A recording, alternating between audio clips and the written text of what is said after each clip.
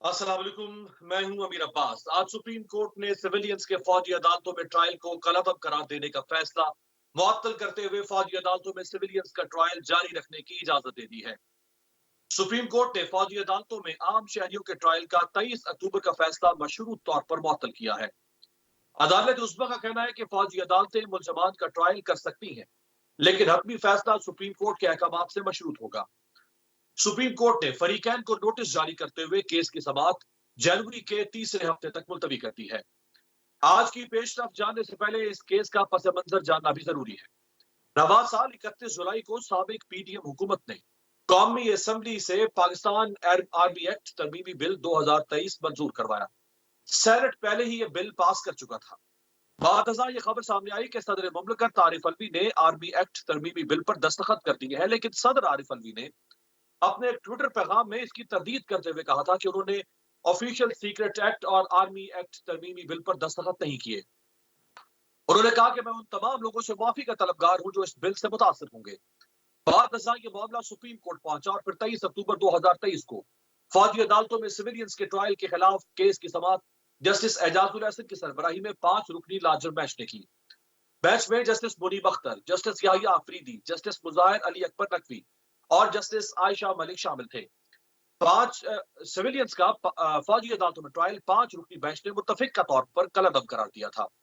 अदालत ने करार दिया था कि अगर किसी शहरी का फौजी अदालत में ट्रायल शुरू हो गया है तो वो भी कलअदब करार दिया जाता है।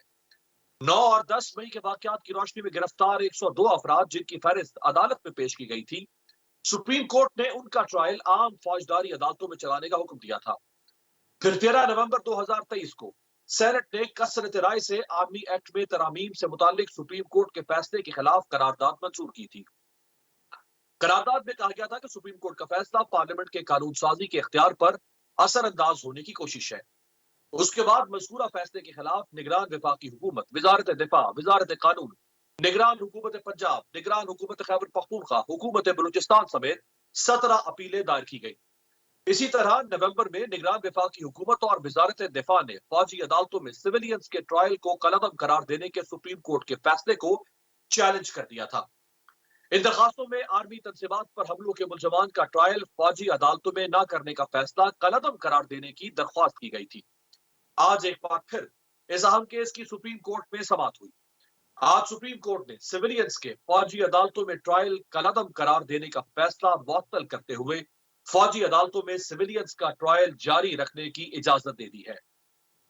जस्टिस सरदार तारिक मसूद की सरबराही में justice Aminuddin Khan, justice Mohammad Ali Mazhar, justice Hasan Azhar Rizvi, justice Musarrat Hilali और जस्टिस इरफान सआदत पर मुश्तमिल 6 रुकनी लार्जर बेंच ने फौजी अदालतों में सिविलियंस के ट्रायल कलअदब करार देने के फैसले के खिलाफ इंट्रा कोर्ट अपील पर समाअत की।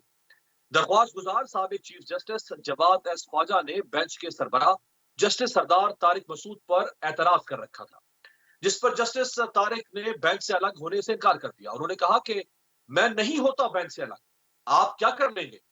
बाद अदालत ने सिविलियंस के फौजी अदालतों में ट्रायल कलअदब करार देने का 23 अक्टूबर का फैसला मुअत्तल कर दिया, जो अदालत ने 5-1 से सुनाया। 6 रुकनी बेंच में से जस्टिस मुसरत हिलाली ने 5 जजों के फैसले से इख्तलाफ किया। इस पर बात करने के लिए हमारे साथ मौजूद है पाकिस्तान के मारूफ माहिर आईन कानून, सुप्रीम कोर्ट ऑफ पाकिस्तान के साबिक जज, सिंध हाई कोर्ट के साबिक चीफ जस्टिस, और इनके तारुफ में यह बताना भी जरूरी है कि उन चंद जजेस में से एक है जिन्होंने पीसीओ के तहत हल्फ उठाने से भी इनकार कर दिया था। जस्टिस ऑनरेबल फैसल अरब साहब हमारे साथ मौजूद है। बहुत शुक्रिया जस्टिस साहब।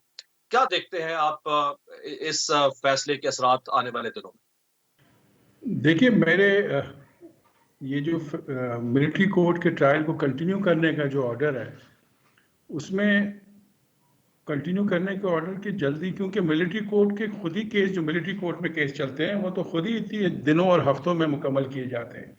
हम सिविल मैटर्स में जहाँ सालों लगते हैं, वहाँ पे अगर कोई ऐसी अपील आती है तो हम कहते थे कि क्योंकि वहाँ को मामले को रोक के और वो सारा प्रोसेस पर हम फैसला करेंगे, उसमें भी सालों लग जाएंगे। हाई कोर्ट में जब मैं होता था तो हम ऐसे मामलात में कहते थे कि वो ट्रायल चले और उसके बाद फैसला ना दिया जाए। लेकिन यहाँ तो ये सिविल केस तो है नहीं, ये तो क्रिमिनल ट्रायल है, और वो भी मिलिट्री कोर्ट में जहाँ दिनों और हफ्तों की बात होती है। तो उस लिहाज से ये ऑर्डर करना मुनासिब नहीं था, और ख़ुद सुप्रीम कोर्ट इस फैसले को कोई 1 साल 2 साल के बाद तो नहीं चला रही थी। इस केस को तो अगले महीने रख दिया गया है, तो अगले महीने सुन के और फैसला करते कानून के तहत कि जो भी कानून जो उन पे अमल दरामद जिस कानून पे करनी है कि किस तरह से होना है। ये अमेंडमेंट्स वगैरह का मामला भी आएगा, क्योंकि 9 मई का वाक़या पहले का है, अमेंडमेंट उसमें बाद में आई हैं, तो उस हिसाब से करते। बहरहाल अब सुप्रीम कोर्ट ने ये कर दिया है, तो अब नाफिज तो वही होगा जो सुप्रीम कोर्ट ने डिसाइड आज किया है। इसके बाद कोई और जस्टिस साहब, इस फैसले के खिलाफ अब क्या दोबारा भी सुप्रीम कोर्ट में जाया जा सकता है? कोई रेमेडी मिल सकती है जो दरख्वास्त गुजार है? ये तो अपीलेट बेंच बनी है ना, जो अपीलेट बेंच ने इसको इंटरिम ऑर्डर के तौर पे उसने कहा कि नहीं, ट्रायल चलाया जाए। अब क्या होगा? अब तो जब तक फाइनल फैसला सुप्रीम कोर्ट जो जनवरी में बैठेंगे और ये करेंगे, तब तक तो ये ट्रायल चलेंगे। सही। तो इस फैसले के खिलाफ अब दो ही सूरतें हो सकती हैं, या तो पार्लियामेंट दोबारा से तरमीम करे और फौजी अदालतों के कानून को खत्म करे, या फिर एक और दरख्वास्त आएगी सुप्रीम कोर्ट में और इससे भी बड़ा कोई बेंच बनेगा। क्या यही दो ऑप्शन हो सकते हैं? नहीं, तरमीम की बात यह है कि जो तरमीम की गई है वही लागू नहीं होती इस केस पे।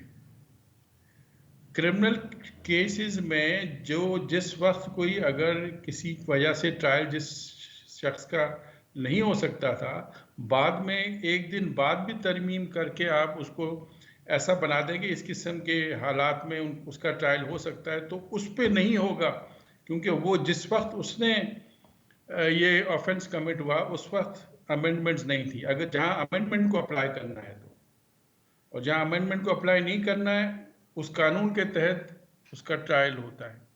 अब ये अलग बात है कि इस केस में मिलिट्री कोर्ट का ट्रायल होना चाहिए था कि नहीं चाहिए था, ये भी एक सवाल है। एक एहतजाज में पब्लिक रोड्स पे निकलती है, उसमें बच्चे जवान सभी होते हैं, और उसमें कौन किसने क्या कर दिया, उनमें से उन लोगों में से कितने उसमें इन्वॉल्व थे या किसी और ने कर दिया और वो भी वहाँ से गुजर रहे थे, ये सब चीज़ें होती हैं। और ये चीज़ें होती थी प्रॉपरली सिविल, मतलब अदालत, आम जो अदालतें हैं क्रिमिनल कोर्ट में, उसमें चलाया जाता। लेकिन अब सरकार के जो उस वक्त की सरकार थी, उन्होंने सोचा कि नहीं, इसको मिलिट्री कोर्ट में ले जाया जाए। तो अब कहीं सजा दिलवानी होती है, कहीं सबक सिखाना होता है, तो बस अब आप तो जी मेरे तो यही ख्यालात है। आपने अच्छा जुमला बोला कि कहीं सजा होती है और कहीं सबक होता है। तो ये फरमाइएगा कि जो फंडामेंटल राइट्स और ह्यूमन राइट्स की एडवोकेसी हो रही थी, और इस मिलिट्री कोर्ट्स में सिविलियंस के ट्रायल की मुखालफत जो लोग कर रहे थे, वो ये इस बुनियाद पर कर रहे थे कि इंसानी हुकूक की खिलाफ वर्जी है, आम शहरियों का ट्रायल नहीं होना चाहिए। तो ये क्या सुप्रीम कोर्ट कंसिडर नहीं कर सकी इस नुक्ते को? देखिए, ये तो कंसिडर अब इन्होंने तो अभी मुअत्तल किया है ना, इनको सुनना है और फैसला जनवरी में पूरा केस को देना है, तो वो तो सारी बातें उसमें आएंगी। लेकिन बज़ाहिर जैसे एक आम बाहर से बैठ के जो नज़र आता है वो बड़ा तकलीफ दे लगता है। मैं बता रहा हूँ आपको, ज़ाती तौर पे मेरे ख्यालात हैं अब उसके कि देखिए, कुछ लोग होते हैं, कुछ मुल्क दुश्मन अनासिर, कोई दहशतगर्द जो ऐसे इंस्टॉलेशन पे हमले करना वो करते हैं, लेकिन वो भी उस ऐसी जगह करते हैं जहाँ पे, जैसे उन्होंने किया था यहाँ पे हमारे एवॉक्स प्लेन्स पे हमला किया गया, फैसल बेस पे जो जहाँ वो, बल्कि वो जो टीम जो हमारे सबमरीन जब हमारे फ्रेंच से, तो उन लोगों को मार दिया गया था, तो वो उस लोगों को उस नज़र से देख के उन लोगों को के साथ कार्रवाई की जाती है। यहाँ आपको पता है कि पॉलिटिकल पार्टीज़ के आपस के इख्तलाफात, उसमें एक हुकूमत ने उतर गई, दूसरी हुकूमत आ गई, शोर मच गया, उसमें लोग एहतजाज में लोग बाहर निकले और प्योरली पॉलिटिकल रीजन से लोगों ने एहतजाज किया। वो भी तो फंडामेंटल राइट है एहतजाज का, उसमें कोई सही। गमला भी नहीं टूटना चाहिए, अच्छी बात है, और नहीं होना भी नहीं चाहिए। एहतजाज का मतलब है कि प्रोटेस्ट दुनिया भर में होते हैं। उसमें एक वाकया हो गया, उसको उस हिसाब से मिलिट्री क्रिमिनल कोर्ट में चलाते केस को। तो ये देखिए हमारी हिस्ट्री, फैसले आज होंगे कल होंगे, मगर उन फैसलों को जज किया जाता है तारीख में कई सालों। ये जो आपकी के तारीख में जज किया जाता है फैसलों को, जैसे आज हम 1979 के बाद, आज हम 44 साल के बाद भुट्टो साहब के साथ होने वाला केस और ज्यादती को अंडू करने की कोशिश कर रहे हैं। तो आज जो कुछ गलत होगा या हो रहा है या हो सकता है, फिर हमें मजीद 40 साल चाहिए होंगे आज के हाल को मुस्तकबिल में जाके ठीक करने के लिए। हम माजी को तो ठीक कर रहे हैं, हम आज के हाल के ऊपर क्यों बात नहीं कर सकते? मैंने नहीं, आज बिल्कुल कर सकते हैं और अभी करनी चाहिए, और अभी बातें कर ही रहे हैं हम सब, आप लोग कर रहे हैं जो मतलब मुल्क में हो रही हैं। मुझे किसी ने कई साल पहले कहा था कि हिस्ट्री, आप देखिए, मैं भी हयात था, ज़ाहिर जवान था जब भुट्टो साहब का ट्रायल हुआ, 20-22 साल का था, तो मुझे याद है। तो और लोग जितने सब जानते हैं, कई लोगों ने मिठाइयाँ बांटी, कई लोगों ने को बड़ी तकलीफ हुई, बहुत सदमा पहुंचा कौमी तरह से। तो कहते हैं कि वो जिन्होंने देखा भी था, वो कहते हैं हिस्ट्री क्रिस्टलाइज होती है 50 साल बाद कि असल में क्या है। अब मैं उन्हीं लोगों ने जिन्होंने मिठाइयाँ भी बांटी थी और खुशी के हुए थे, मैंने उन्हीं को फिर अभी 30-40 साल बाद देखा कि वो टीवी पे आप ही के बहुत सारे, आप ही के मतलब कि किसी न किसी चैनल पे बैठ के उन्होंने उसको का रद्द कर रहे थे कि ये भुट्टो साहब का ये तो ट्रायल जो था वो गलत था और उनको पॉलिटिकली सजा दी गई। तो हिस्ट्री क्लियर होती है टाइम्स के साथ। तो और ये कि बुरे दाग हमारी हिस्ट्री, हमारे मुल्क को की हिस्ट्री को लगना आगे जाके, हम तो जिंदा, अभी तो मैं तो 69वां साल मेरी उम्र का आ, है। आ, आखिर में जैसे आगे सब जाके इसीलिए बाद में टाइम लगता है, बाद में क्लियर हो बिल्कुल जाता है। फिर जिन्होंने खुशियां भी मनाई थी वो भी अफसोस कर रहे होते हैं। आखिर में जस्टिस साहब फरमाएगा कि कुछ दरख्वास्त गुजारों ने एतराज किया जस्टिस सरदार तारिक मसूद साहब के बेंच पे बैठने पर, और उनका कहना यह था कि वो चूंकि पहले राय दे चुके हैं इस केस के बारे में, तो उन्हें नहीं बैठना चाहिए। तो उनका ये कहना जवाबन के आप जो करना चाहते कर लें, मैं तो बैठूंगा। क्या अमूमन जजेस इस तरह से रिस्पॉन्ड करते हैं, या जजेस को एतराज के बाद उठना चाहिए या नहीं? नहीं, देखिए, रिस्पॉन्ड करने का जजेस है ना, वो कोई अखाड़े में छलांग नहीं लगाते। वो उनको बाहर से बैठ के, अगर अलग होके दोनों फरीकों के झगड़े को देखना होता है। तो इसमें जज्बाती होना जज को बिल्कुल नहीं चाहिए। मुझे नहीं पता कि वो कोर्ट रूम में जज्बाती हुए नहीं हुए जिस तरह रिपोर्ट किया जा रहा है, लेकिन जज का काम जज्बात नहीं होता। जज का काम होता है कि वो सोचे, अगर वो देखे तो वो कह सकते थे कि नहीं, मैं रिक्यूज़ नहीं करता, या कह सकते थे मैं रिक्यूज़ करता हूँ, एतराज़ उठाया, जजेस और जजों की कमी नहीं है। तो ऐसे ऐसे एतराज़ात उठते हैं, जज की अपनी मर्जी पे ही छोड़ा जाता है। लेकिन इस तरह से आराम से पोलाइटली कहा जाता है, ये ना लगे कि आप डेस्परेटली आप कहना चाह रहे हैं कि नहीं जी मैं तो सुनूंगा ही, क्या कर लेंगे। ये बात मुझे नहीं लगता कि उन्होंने बेंच में कही हो, पता नहीं। अब रिपोर्टिंग होती है, कुछ बातें उसमें कमी बेशी होती है, ना होती है, अब उसमें मैं तो नहीं कह सकता। लेकिन जी हाँ, जी हाँ। बहुत बहुत जी, शुक्रिया, बहुत बहुत शुक्रिया। सुप्रीम कोर्ट ऑफ पाकिस्तान के साबिक जज, सिंध हाई कोर्ट के साबिक चीफ जस्टिस जस्टिस फैसल अल अरब साहब हमारे साथ मौजूद थे। एक ब्रेक पे जाते हैं, ब्रेक के बाद बाकी सियासी सूरत हाल पर बात करें।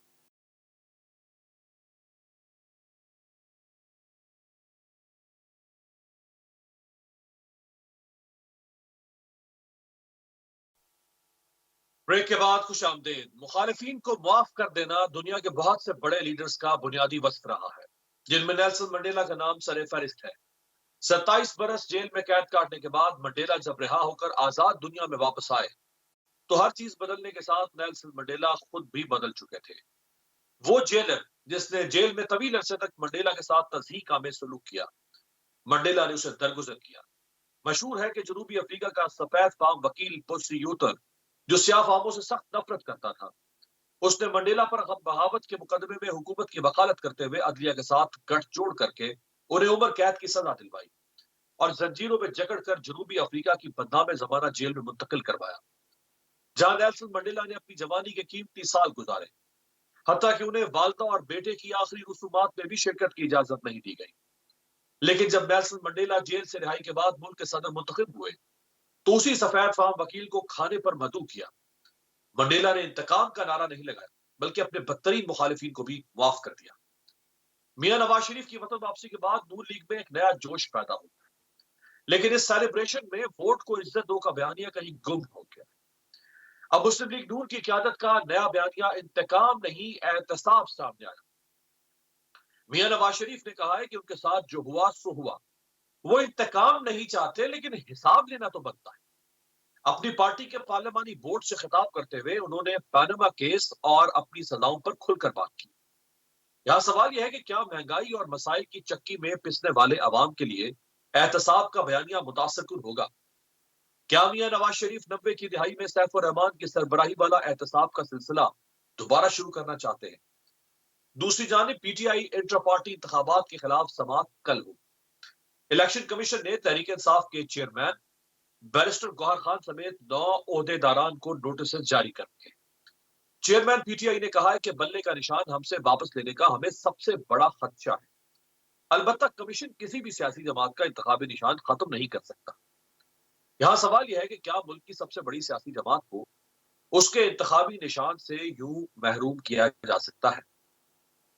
बात करने के लिए हमारे साथ मौजूद है पाकिस्तान की senior anchor person Nadia Mirza साहिबा और सियासी और दिफाई तंज़निगार ब्रिगेडियर रिटायर्ड गजनफर अली साहब। आपका भी बहुत शुक्रिया। ब्रिगेडियर साहब, आपसे आगाज करूंगा। एहतसाब का बयानिया नवाज शरीफ साहब का बन रहा है, तो ये इंतकाम में और एहतसाब में कोई फर्क है कि ये एक ही चीज का नाम? बहुत बहुत शुक्रिया अमीर, थैंक यू वेरी मच। बिस्मिल्लाह रहमान रहीम। पहले तो आपने एक बहुत बड़ी दुनिया की शख्सियत का जिक्र किया, नेल्सन मंडेला का। तो नेल्सन मंडेला का जो कंपैरिजन अगर आप करेंगे तो पाकिस्तान के अंदर तो बेनज़ीर भुट्टो के जाने के बाद किसी और से बनता नहीं है। और अगर आप नेल्सन मंडेला की किताबें आपने पढ़ी होगी, 20 किताबें लिखी उन्होंने, बच्चों के लिए भी किताबें लिखी उन्होंने। और जरा पढ़िएगा उनकी किताब लॉन्ग वॉक टू फ्रीडम, पढ़ने के काबिल है, जो उनकी अपनी ऑटोबायोग्राफी है। उसके अंदर उन्होंने सिर्फ अपनी जिंदगी नहीं बल्कि जिंदगी पे महवर जितनी चीजें हैं उनका बड़ी डिटेल में जिक्र किया है। और उसमें सबसे बड़ी चीज जो लॉन्ग वॉक टू फ्रीडम में आपको नजर आती है वो है इंसान के अंदर का अपना एहसाब, कि इंसान खुद अपना एहसाब किस तरह करता है। और जब वो अपना एहसाब करता है तो वो उन चीजों को जो दुनिया के या किसी मुल्क के अंदर फैक्चुअल चीजों से रिलेट हो रही होती है, उसमें अपने आप को किस तरह उन चीजों से ऊपर उभार के साबित करता है। अब आपने दूसरा जिक्र किया पाकिस्तान के अंदर जो शख्स साहब वापस आए हैं और जो आके जिनको एक दिन, जिनके लिए एडमिनिस्ट्रेशन पहुंची, अदारे पहुंचे एयरपोर्ट पे, जिनको एक दिन के अंदर नैब ने कह दिया एवन फील्ड में कि जी हमारे पास सबूत नहीं, हमें तो सुप्रीम कोर्ट ने कहा था।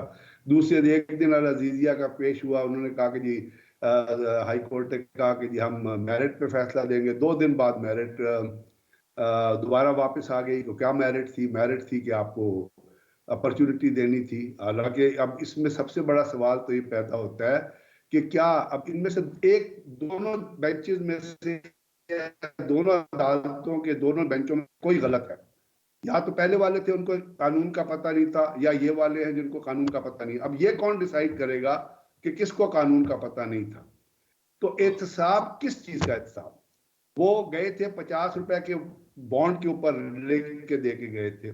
आज कह रहे हैं कि जाली जो है वो प्लेटलेट्स जो है, जैसे वो प्लेटलेट्स जो है, जिस तरह उनके केसेस खत्म हुए हैं और जिस तरह वो बरी हुए हैं, हाई कोर्ट से बरी हुए हैं, तो अब तो वो ये पब्लिक में तो कह सकते हैं कि मेरे साथ ज्यादती हुई, नाइंसाफी हुई और अब मैं हिसाब लूंगा। अब तो क्योंकि वो बरी हो गए ना, अब तो इल्जाम धुल गए सारे। मैं सिर्फ सिस्टम के ऊपर सवाल उठा रहा हूं और हर एक को उठाना चाहिए कि कौन ठीक था। हम किस तरह कहें कि वो बरी हो गए ठीक थे? हमने कहा था जब उनको सजा मिलती जब भी ठीक था। तो दोनों में से एक ही चीज ठीक हो सकती है ना। मैं नहीं बिलीव करता कि वो जो कह रहे हैं ठीक है, बहुत सारे लोग जो पाकिस्तान में बिलीव करते हैं कि नहीं ठीक हुआ, ये नहीं होना चाहिए था। तो बात ये कि या तो एक चीज रैशनल में हो, एक ही तरीका कार से हो, फिर तो आपका बयानिया बनता है। अब वही सुप्रीम कोर्ट है जिसने लिखा था कि जी गॉडफादर है, उनके जो पढ़े लिखे, कितने पढ़े लिखे चीफ जस्टिस थे, आज वो किस पोजीशन पे है इंटरनेशनल इवेंट में आप देख रहे हैं। तो ये कहना कि जी हिसाब होना चाहिए या कोई होना चाहिए, भाई आपके अपने अंदर जो इंटरनेशनल जो एजेंसीज हैं, बीबीसी अगर 1.5 घंटे की फिल्म चलाता है तो वो बीबीसी को हवा में तो फिल्म नहीं चला सकता ना, वो इन्वेस्टिगेटिव जर्नलिज्म है जो वो करते हैं। अगर बाहर के अखबार को छापते हैं तो वो हवा में तो नहीं छापते, आप उनकी हद तक इज्जत का दावा कर दे। आप बजाय इसके कि ये यहाँ कहें कि जी एहसाब होना चाहिए, आप उनके ऊपर हद तक इज्जत का दावा करें जिन्होंने आपके ऊपर, आपकी करप्शन के ऊपर फिल्में चलाई। तो बात ये है कि इस वक्त 90s में जो स्कैंडल आया था मियां साहब का, यही एवरफील्ड अपार्टमेंट्स वगैरह से मुतालिक, उसमें बीबीसी ने एक बड़ी इन्वेस्टिगेटिव आर्म डॉक्यूमेंट्री बनाई थी। नादिया साहिबा, सबसे पहले तो ये फरमाएं कि नवाज शरीफ साहब का बरी हो जाना, क्या इससे उनकी पब्लिक परसेप्शन इंप्रूव होगी? क्या लोग बाय करेंगे कि हाँ बड़ा बड़ा जुल्म हुआ नवाज शरीफ के साथ और बड़ी ज्यादती हुई, तो ये वाकई बेकसूर है और अब हम नवाज शरीफ के साथ, उसको फायदा होगा पॉलिटिकली मियां साहब को इस बरियत का? थैंक यू वेरी मच अमीर अब्बास। पॉलिटिकली तो इनको कोई फायदा नहीं होगा। देखिए अभी ब्रिगेडियर साहब भी फरमा रहे थे जब वो सिस्टम पे क्वेश्चंस रेज कर रहे थे।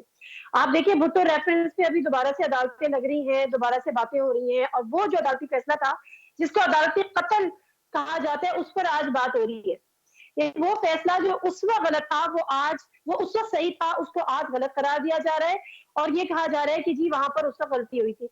इसी तरह से मियां नवाज शरीफ साहब के केसेस जो कि उस वक्त सही थे उनको करार दे दिया गया कि वो आज गलत है। और बिल्कुल इसी तरह से जिस तरह से तमाम पॉलिटिकल पार्टीज, तमाम पॉलिटिकल लीडर्स के ऊपर होते हैं, जैसे कि आसिफ अली जरदारी साहब के ऊपर केसेस थे, 11-12 साल उन्होंने जेल काटी, उसके बाद वो विक्ट्री का निशान बनाते हुए बाहर आ गए। तो एक चीज अलाउ मी टू से अमीर अब्बास साहब कि आज इमरान खान साहब और उनके साथियों पे यानी पीटीआई की लीडरशिप पर केसेस हैं और हमें ये बताया जा रहा है कि जी वो करप्ट भी थे, वो मोरली करप्ट भी है, वो फाइनेंशियली करप्ट भी थे। साइफर जो का मामला है सिक्योरिटी ब्रीच का, वो भी उन्होंने किया। तो ये तमाम चीजें जो हमें आज बताई जा रही हैं, हमें कोई ये गारंटी देगा कि आज से 4 साल बाद, 5 साल बाद, 3 साल बाद हमें ये नहीं कहा जाएगा कि जी जो पिछली दफा जो हमारा फैसला था वो गलत था। तो एक तो ये कि और याद रखिए कि अभी ट्रांसपेरेंसी इंटरनेशनल की एक रिपोर्ट आई है जिसमें जिन इदारों को करप्ट तरीन करार दिया गया है उनमें तीसरा नंबर अदालतों का भी है। उसके बाद जो एक और रिपोर्ट आई थी जो हमारे यहाँ क्या जुडिशरी सिस्टम, वो 39 नंबर पे था, मुझे नहीं पता कि अब कब था। तो ये तो एक छोटी सी बात कहना चाह रही थी इस चीज के बैकग्राउंड में कि अब चूंकि ये तमाम दौर सोशल मीडिया का दौर है, इलेक्ट्रॉनिक मीडिया जिस हद तक बता सकता है उस हद तक बता देता है, लेकिन उससे ज्यादा सोशल मीडिया एक्टिव है। तो ये सब चीजें देखते हुए हम और आप कम से कम ये बात कैसे कह सकते हैं कि नवाज शरीफ साहब को इसका कोई फायदा होगा। फिर दूसरी पॉलिटिकल पार्टी यहाँ पर है जो कि हमें बता रही है या आपस में बातें कर रहे हैं, जिस तरह से पीपल्स पार्टी कह रही है लाडला प्लस है, ये तो अब सिलेक्टेड प्लस है। और देखिए ये चीज ऐसा नहीं है कि बिलावल भुट्टो जरदारी या जो एक पब्लिक परसेप्शन है उसको नवाज शरीफ साहब नहीं सीरियस ले रहे या उसको वो उन पर इन्फ्लुएंस नहीं कर रहा, वो कर रहा है। उसकी वजह ये है कि हमारा उसका सबूत बेसिकली ये है कि नवाज शरीफ साहब का बयानिया एक दफा से फिर बदल रहा है। लंदन में उन्होंने बात की थी, शहबाज शरीफ साहब को वापस जाना पड़ा, उनको रोकना पड़ा, वो आए, 21 अक्टूबर का जलसा हो गया और उसके बाद सब ठंड पै गई। लेकिन जिस तरह से जिस तेजी के साथ मीडिया ने कहा कि जी सिलेक्टेड प्लस है, जिस तरीके से पीपल्स पार्टी बिलावल भुट्टो जरदारी साहब कॉन्स्टेंटली अपना एक रिपीट कर रहे हैं उस नैरेटिव को, तो डेफिनेटली जी जी आज भी बिलावल साहब ने आज भी पेशावर में मियां साहब को काफी कुछ सुनाया है, गुजरावाला में कल काफी कुछ सुनाया, तो वो तो मुसलसल मियां साहब को सिलेक्टेड लाडला कह रहे हैं। ब्रेक आपकी आंसर ब्रेक से वापसी पे पीटीआई को इंतखाबी निशान अलॉट होगा, नहीं होगा, नहीं होगा तो क्या नुकसान होगा, ब्रेक के बाद।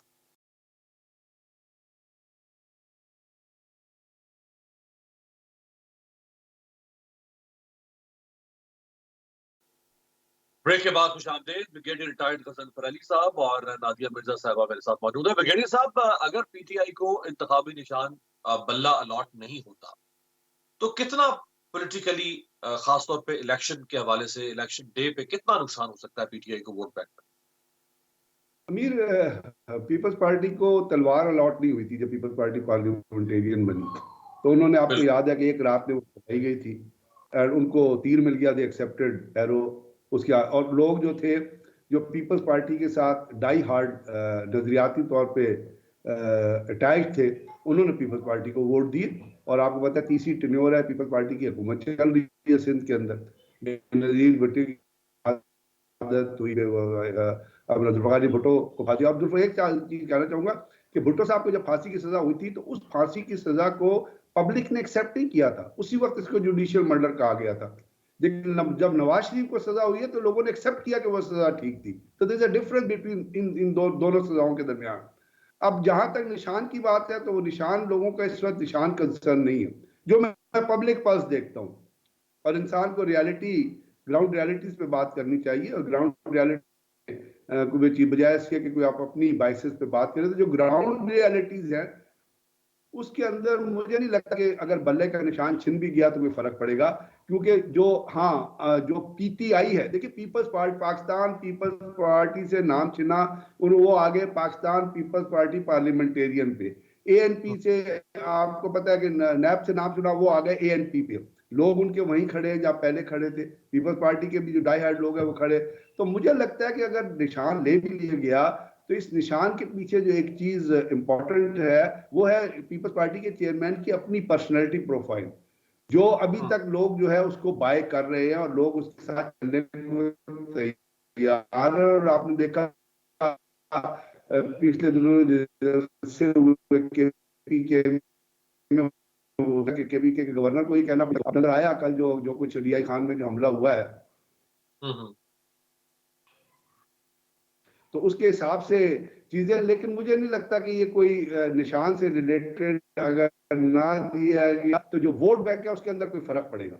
हाँ, उनको थोड़ी सी मेहनत ये करनी पड़ेगी लोगों तक करने के लिए कि जी हमारा निशान तो चला गया है, लेकिन पार्टी अपनी जगह मौजूद है और पार्टी के कैंडिडेट्स अपनी जगह मौजूद है और वो इलेक्शन के अंदर जा रहे हैं। और उनके फिर आपने अपना इलेक्शन थीम देना है, अपना बयानिया देना है, अपना नैरेटिव देना है, अपना अपने प्रोग्राम देना है। अब वो यहाँ पे सोच की बात यह है कि वो चीजें कहाँ से आएंगी, कोई कमेटी देगी, बैरिस्टर गौहर खान देंगे। बिल्कुल ठीक है, लेकिन इसमें ब्रिगेडियर साहब यहाँ पे एक और सवाल भी है ना, ये सिर्फ मामला इंतखाबी निशान तक नहीं रहेगा, मामला इससे आगे भी बढ़ सकता है नादिया साहबा, और वो ये है कि अगर पीटीआई का इंटर पार्टी इलेक्शन ही अदालत का रदम करार दे देती है और कहती है कि ये इलेक्शन गलत हुआ है और अब आगे अगले 1 से 2 दिन में इंतखाबी शेड्यूल अनाउंस हो जाता है, तो पीटीआई तो फिर इलेक्शन ही शायद कंटेस्ट करने से बाहर हो जाए। तो निशान तो बात की बात है, अब तो हो सकता है इलेक्शन में खड़ी ना हो सके बतौर पार्टी। बिल्कुल सही कह रहे हैं आप, क्योंकि देखिए इस वक्त मसला ये है कि पीटीआई को बाय हुक या बाय क्रोक, या तो उसको डैमेज करना है या उसको बैंड देना है या फिर उसको इस हद तक कट टू साइज करना है। और अगर ये तमाम चीजें कोशिशों के बावजूद उसमें नाकामी हो रही है और कामयाबी नहीं हो रही है, तो they can go to any extent. तो इसमें कोई शक नहीं है कि ये भी किया जा सकता है, लेकिन मुझे इसके चांसेस थोड़े से इसलिए कम देखते हैं कि देखिए मामला सिर्फ जो है ना, अब वो दौर नहीं है, ग्लोबल विलेज है, इंटरनेशनली जो है वो बड़े ऑब्जर्वर्स हैं जो कि इन चीजों को बड़ा कीनली ऑब्जर्व कर रहे हैं। फ्री एंड फेयर इलेक्शंस की बात कर रहे हैं, फ्री फेयर हद तक ना भी हो, लेकिन मुल्क की सबसे बड़ी पार्टी को सिर्फ इस बिहाफ पर जो एग्जाम्पल आप किसी और जमात के लिए सेट नहीं करते इंट्रा पार्टी इलेक्शन की ट्रांसपेरेंसी पर, सिर्फ इस बात को लेकर एक मुल्क की सबसे बड़ी जमात को आप, मुझे लगता नहीं है कि ये इतना आसान होगा और कर पाएंगे कि जी आपको इलेक्शन से ही बाहर रख दे। और रही बात बल्ले होने की या ना होने की, आपकी बात बिल्कुल ठीक है, शायद 1%, 2%, 3%, 4% उनको कहीं ना कहीं जो रूरल एरियाज है जहां पे शायद पैगाम ना पहुंचे, लेकिन मैं उससे भी शायद इतनी कन्विंस नहीं हूँ। द रीजन इज, आपको पता है कि जो अगर हम टेक्निकली देखें या चीजें बहुत आगे निकल चुकी हैं। पीटीआई ने 17 दिसंबर को एक ऑनलाइन जलसा, मतलब आप देखिए ना, वर्ल्ड कन्वेंशन हो, छापे हो, लोगों की गिरफ्तारियां हो, पीटीआई ने 17 दिसंबर को एक ऑनलाइन जलसा जिसकी पाकिस्तान की तारीख में मिसाल नहीं मिलती, वो इस टेक्नोलॉजी का जिस बेहतरीन तरीके से इस्तेमाल कर रहे हैं, और वो जितने भी सोशल मीडिया प्लेटफॉर्म है उन सब पे वो होगा। तो मुझे बताएं कि आप मुल्क भर में, दुनिया भर में कहाँ कहाँ आप नेट सर्विस, इंटरनेट सर्विस को बंद करेंगे, जब वो जो है वो यूट्यूब पे भी होगा, वो फेसबुक पे भी होगा, वो ट्विटर पे भी होगा, और ये ऑनलाइन जलसा होगा और इसको सब अटेंड करेंगे। और जाहिर सी बात है, जब ये वाला मीडियम वो यूज कर रहे हैं अपने वोटर तक पहुंचने के लिए, तो क्या वो अपने वोटर को ये नहीं बताएंगे कि जी अब हमारा वोट का निशान जो है वो बल्ला नहीं है और ये है। तो मेरा ख्याल है इतना शऊर और इतना बाशऊर तो कर दे दिया था, इतना बाशऊर कर दिया था कि नैरेटिव बिल्डिंग जो है वो मेरा ख्याल है पीटीआई से बेहतर कोई जमात करती ही नहीं है। और जिस तरह से वो टेक्नोलॉजी का इस्तेमाल करती है तो उसमें भी उनका कोई सानी नहीं है। और ये जो 17 दिसंबर का जलसा है वो मेरा ख्याल है क्लैरिटी हो जाएगी कि किस तरह से लोग उसको देखिए, ट्विटर पे कम लोग यूजर्स होंगे मगर फेसबुक के तो बहुत है। आप देखिए ना, ज्यादातर जो टिकटॉक देख लीजिए, रील्स देख लीजिए, सब गांव देहातों में बन रही है। तो बहुत सारे प्लेटफॉर्म्स हैं, अब तो व्हाट्सएप के ऊपर भी चैनल्स बन गए, बहुत सारे प्लेटफॉर्म्स हैं। Exactly. अब एक्सेस इन्फॉर्मेशन जो है उसको रोकना शायद तरक्की याफ्ता ममालिक के बस में भी नहीं है, चाहे जाके पाकिस्तान जैसा मुल्क में रोका जाए। बहुत बहुत शुक्रिया नादिया मिर्जा साहबा और ब्रिगेडियर गजनफर अली साहब हमारे साथ मौजूद थे। अहम अगले 2 दिन हो सकते हैं, 14 और 15 दिसंबर। इन्हीं 2 दिनों में इंतखाबी शेड्यूल अनाउंस हो सकता है। अगर इंतखाबी शेड्यूल अनाउंस हो जाता है तो बहुत सारे जो इबाम के बादल हैं वो भी छट जाएंगे और सियासी जमातों का मुस्तकबिल भी वाज़ेह होना शुरू हो जाएगा। आपसे मुलाकात होगी कल, देखते रहिएगा जमहूरियत।